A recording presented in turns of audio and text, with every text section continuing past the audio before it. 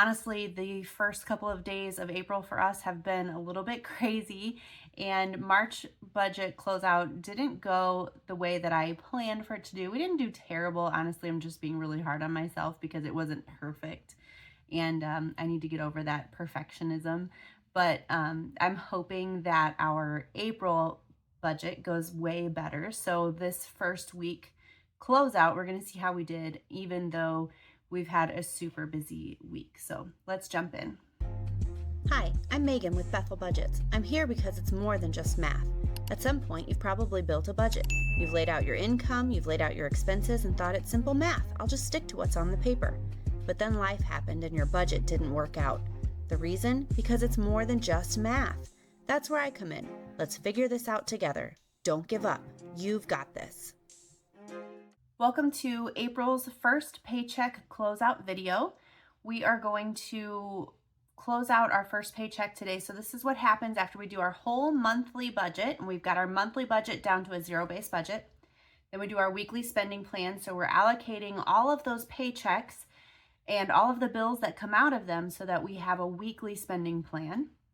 And then every time we get a paycheck, we come back to this sheet and we make sure that we are on track for each paycheck and we're on track for the month according to what our plan was. So we've been tracking our spending all along the way, and now we're going to see how we did. On the screen, you can see my weekly closeout Google sheet that I have. So all of these numbers here came from our monthly budget. So we just plugged those straight in, as well as all of these categories and the due dates. I keep track of the due dates on every Google sheet that we have. Just carry them over. It helps us to keep track of our weekly spending, make sure we're on track. If something didn't come out when we expected it to, it helps to keep an eye on things, a better eye on things. So all of these numbers here came from our monthly budget.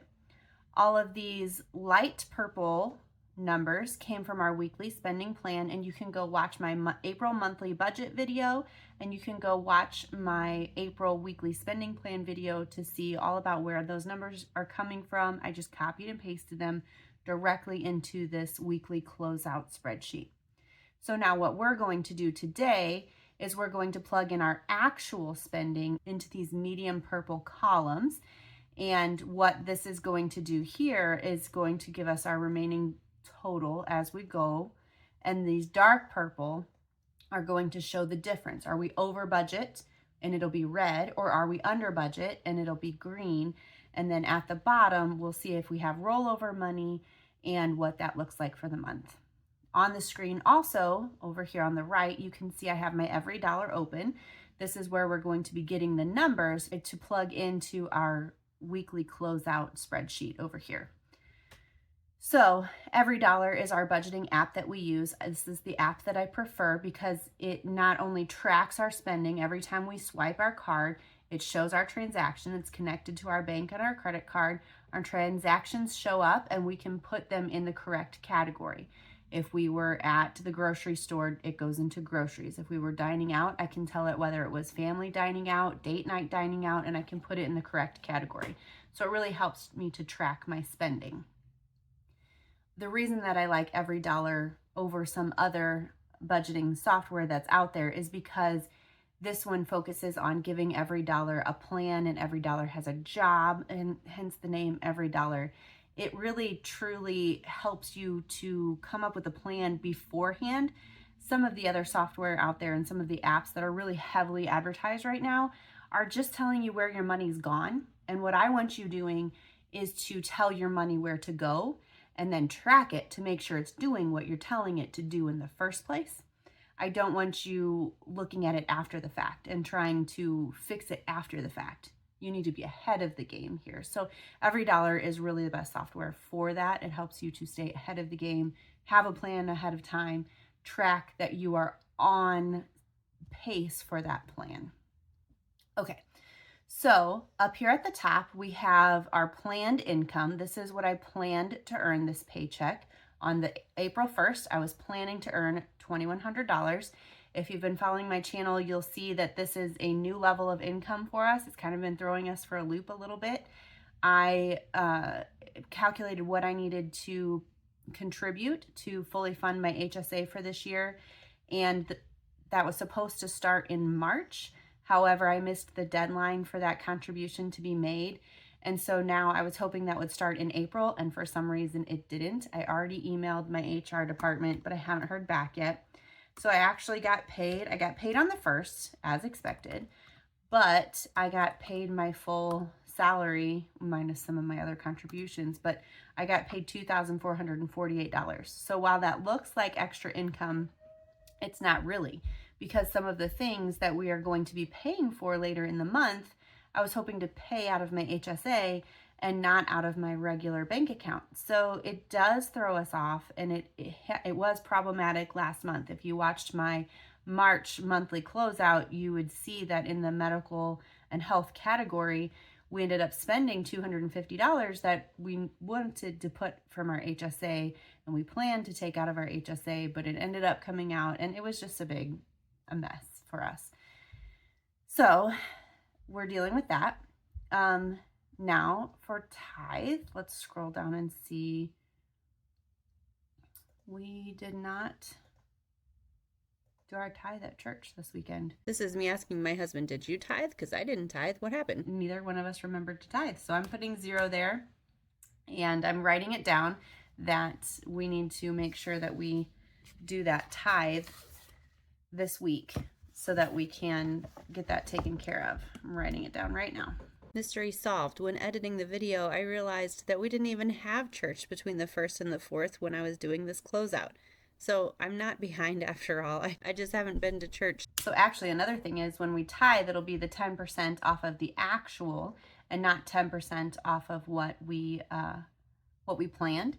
So this number will be a red number instead of a green number. So while this is going to look like we have $210 to roll over or extra money at the end of this week, we know that it's already planned for. So this is one reason that we watch this and we do this paycheck closeout, is so that we have an eye on what we're doing. If this was just looking at our bank account and before we spent any money and we saw, oh, we have $210, and when we spent it and it was already supposed to be going somewhere else, then we could put ourselves in a more than just math moment, and we don't want that. Some sinking funds. We planned 0, we spent 0. Housing. Let's go back to housing on the EveryDollar app.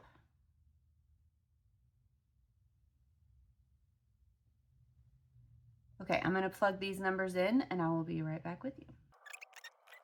Okay, so it looks like we did pretty good in the housing category. So we planned 0, spent 0 here. However, the natural gas did not come out when it was supposed to come out.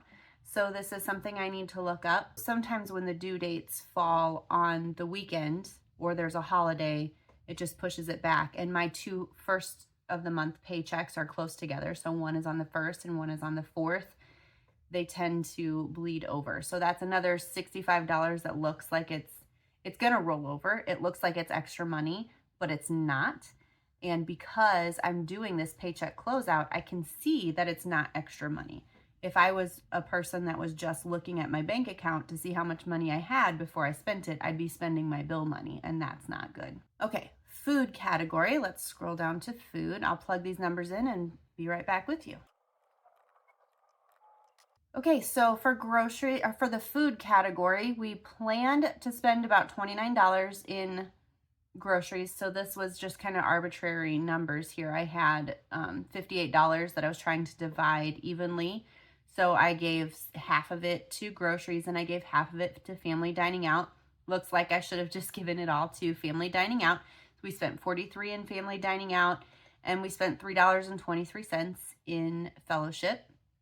And what that was my father-son date every month around the kid's birthday date. So if they're born on the 11th or the 2nd or whatever their birthday number is, my husband and I, we take turns taking the kids out for a coffee date. They get a hot chocolate and a cookie and I get a coffee. And so I happened to be taking one of the kids to the doctor and they were off school. So we went and did our date early. Otherwise, that was planned for the middle of the month. So, yeah, it was early for that money to come out, but I think we're okay. We're $11.44 over or under budget in that category. So overall, it kind of washed out and we did okay. Let's scroll down to transportation. Transportation, we've spent $0 in so far, so we're doing pretty good there. I planned 50, so that will roll over to the next week. Let's go down to personal. I'll enter these numbers and be right back with you. Okay, personal, we planned 0 on all of those categories and we spent 0 in all those categories. So we are right on budget with those, which is good. Let's go down to lifestyle. I'll enter these numbers and be right back with you. Okay, lifestyle, we did really good on again. We planned 0 in most of these categories except for entertainment. Entertainment is when I treat, excuse me, I keep hitting the camera today. I'm sorry if I'm making you seasick.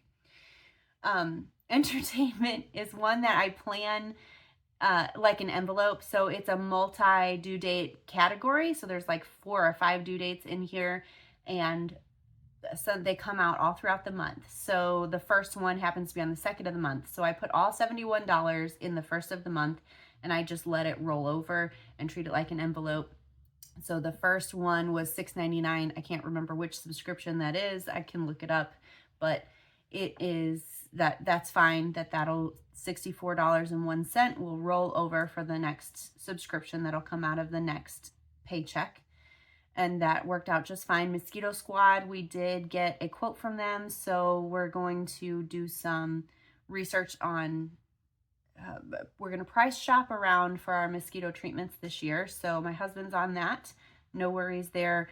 That will either show up sometime in March, and I planned $0 for that, so that'll be something we'll have to make work out. And then the unplanned category, that's probably where that mosquito treatment will go since I didn't plan on it. But unplanned is anything that surprised me. There's $0 planned for that, but if something comes up during the month that I didn't plan on or I didn't expect, it goes in unplanned so that I can do a couple of different things with it. One, I need to have a meeting with my budget team, who is my spouse. You might have a fiance or a boyfriend or a best friend or somebody that is your budget team, an accountability partner of some sort that you talk with about your budget, that you'd have a meeting with them and figure out, okay, this unplanned thing happened. Help me figure out what to do with it. And so maybe that looks like creating a sinking fund for next year for that thing that was unplanned. Maybe that looks like putting it in your calendar so you don't forget that thing that comes up next year. Maybe that looks like, this has happened a couple times where last month for us, it was these youth group expenses or these youth group outings that our kids keep going on. So we decided to take the birthday, the birthday gift category and turn it into a kid event category, so that whether a kid is invited to a birthday party or whether a kid is invited to a youth group outing, that money can go towards that. So whatever your unplanned event was, now you can sit down with your budget team and create a plan for it. So that's what unplanned is. Fortunately, we haven't had anything in there yet, but we're not that far into the month yet either. Health. This is the category that really got us last month, but we're going to try to do better this month. And it was because of the HSA mix-up. We are more prepared for that this time, where we had not switched over the HSA card from our old card on some automatic things. Now those are switched over. So hopefully that won't be an issue. Let me enter these health numbers and I'll be right back with you.